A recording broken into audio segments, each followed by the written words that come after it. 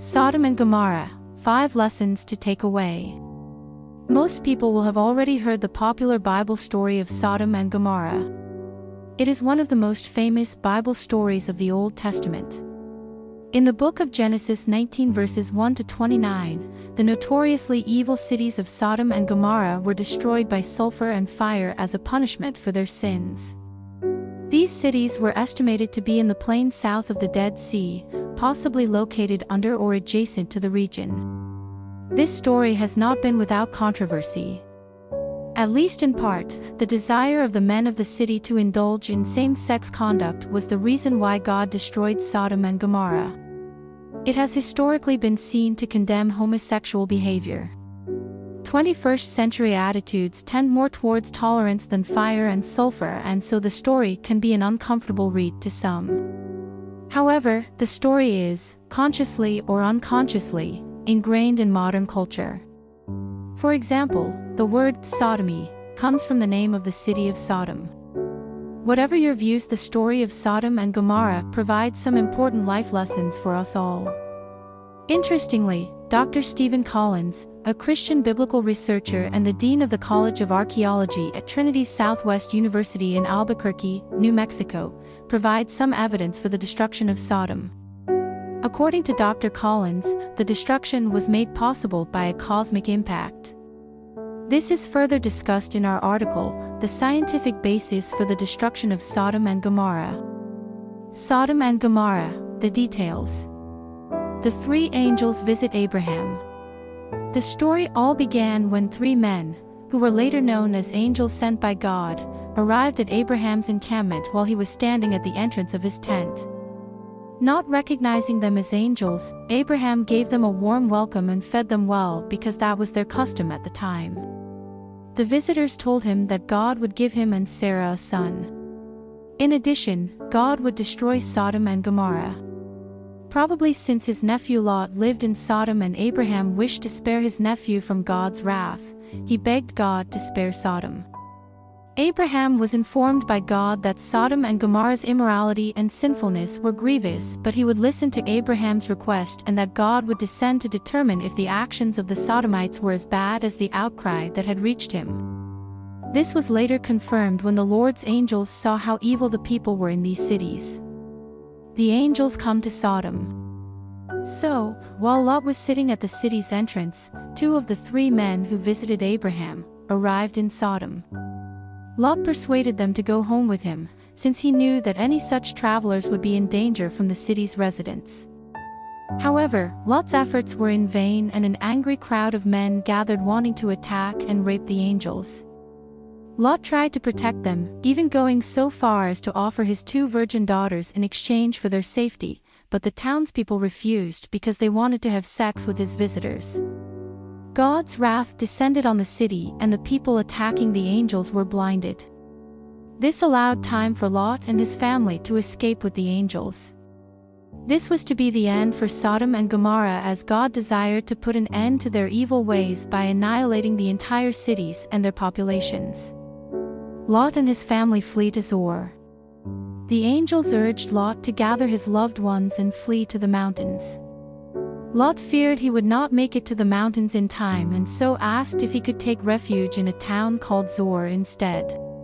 Lot's future sons-in-law were invited to come along, but they refused to believe Lot and stayed behind. So Lot left with his wife and 2 daughters to escape the impending devastation. While Lot and his family fled the city safely, God started to destroy Sodom as well as Gomorrah. Then the Lord rained upon Sodom and upon Gomorrah brimstone and fire from the Lord out of heaven. Genesis 19 verse 24. Unfortunately, Lot's wife couldn't help but look back at what was happening, and she was turned into a pillar of salt. Meanwhile, Lot and his daughters went to the mountains and stayed in a cave, as Lot was so afraid to stay in Zoar, which means small. He never saw Abraham again. Lot and his daughters. Because Lot was scared to remain in Zoar, he and his 2 daughters left the city and made their home in the mountains. He resided in a cave with his 2 daughters. The older daughter once told her younger sister that their father was old and that there was no one around who could bear them children. To maintain their family line through their father, she thought of persuading her father to drink wine and having a sexual relationship with him. The following day, the older daughter told her younger sibling to do the same thing to preserve their lineage. Thus, Lot, unwittingly, caused both of his daughters to become pregnant. The older daughter gave birth to a son, whom she named Moab, Hebrew for, from my father. He is the ancestor of modern-day Moabites. The younger daughter also gave birth to a boy, whom she named Ben-Ami, Hebrew for, son of my people. He is the ancestor of modern-day Ammonites. 5 lessons from the story of Sodom and Gomorrah. Each story has a moral or a lesson that we may apply to our daily lives. God's manifestation of both justice and mercy can be seen in the case of Sodom and Gomorrah. Lot and his daughters received mercy while justice was served to the citizens of both cities. Lesson 1: Sin is a sin no matter what the intention is. Lot offered his 2 virgin daughters to protect the 2 visitors, who were actually angels, from the enraged Sodomites. Despite his best efforts to be righteous, he nonetheless came dangerously close to committing a sin. The 2 visitors, however, prevented it from happening to Lot's daughters by identifying themselves to Lot as angels sent by God and defeating their attackers with a blinding light. Let's try our very best to stay righteous without sacrificing our other virtues, because no matter how we think we are being righteous, it is nothing if we fall into sin. Lesson 2: God is present even in the most difficult times. In Genesis 19 verses 16 to 21, Lot and his family were saved from the punishment of Sodom and its people. He and his family were escorted by the angels until they reached Zoar. They urged Lot and his family to run for their lives, but Lot initially hesitated. The 2 angels then led him outside the city by grabbing his hand as well as the hands of his wife and daughters. In this kind of scenario, we must call on God. He responds to our prayers. All sorts of dangers will force us to turn away from God. By praying to Him, we can draw strength to fight the temptations lurking and awaiting us to sin. God continually directs people to His path of peace and love, even when there are doubts and nothing makes sense. The Lord is our strength and our fortress. God doesn't want us to rely on our understanding. If we place our entire trust in Him, He will embrace our lives in His light. Lesson 3: The things of the world will destroy us. In Genesis 19 verse 26, Lot's wife disobeyed God when she looked back at her town. She was so attached to all the material things she possessed there, including her house. Thus, she couldn't leave her treasures and her family's greatness behind, which made God turn her to a pillar of salt. She wasn't ready to turn her back on the wealth the world had given her. God gives adequate chances to change our ways from evil to good. Therefore, He takes everything from us for our own good, but oftentimes we misunderstand it as we think that He doesn't love us, or He wants to punish us. It's because we want to believe that certain things and people will stay forever because we have some sort of attachment to them. Therefore, when they all disappear, especially the people and things we prefer to be around with, we suffer great pain. Lesson 4: The wicked shall face destruction. The story of Sodom and Gomorrah illustrates God's ultimate judgment. Lot took the land in Sodom after he made up his mind to part with Abraham. There, people practiced self-destruction and sin. Because they lacked fear of God, they abused His creations. They had no regard for the lives of mankind and only lived for lustful desires. They were killing one another, engaging in adultery, and performing other heinous acts. God therefore put an end to their evil by reducing the 2 towns to ash and eradicating everyone there, men, women, the young, and old. Every act we do has a corresponding reward or punishment, and we should know this. Let's all decide to do well, since God sees us and knows when we rebel against Him.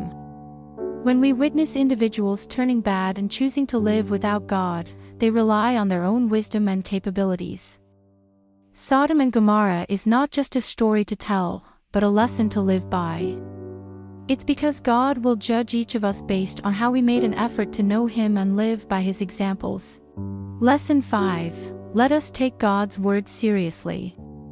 The angels instructed Lot to leave Sodom with his family, including his future sons-in-law, to save them from being destroyed.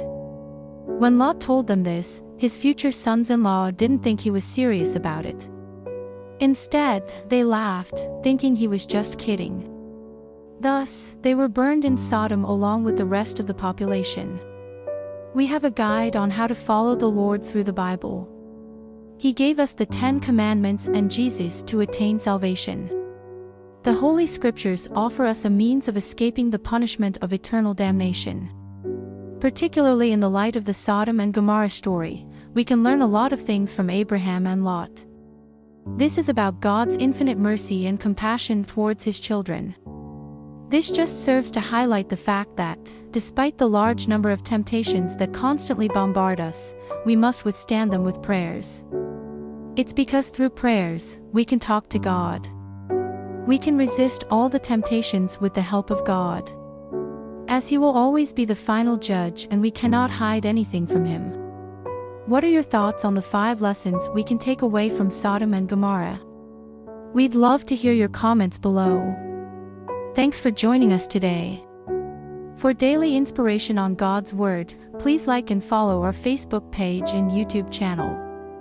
Please also visit www.wisdombegun.com/Genesis for more thought-provoking discussions on the book of Genesis plus free downloads and presentations about the Genesis story, ideal for use at Bible study groups or Sunday school lessons. Wisdom Begun. God's Words delivered daily.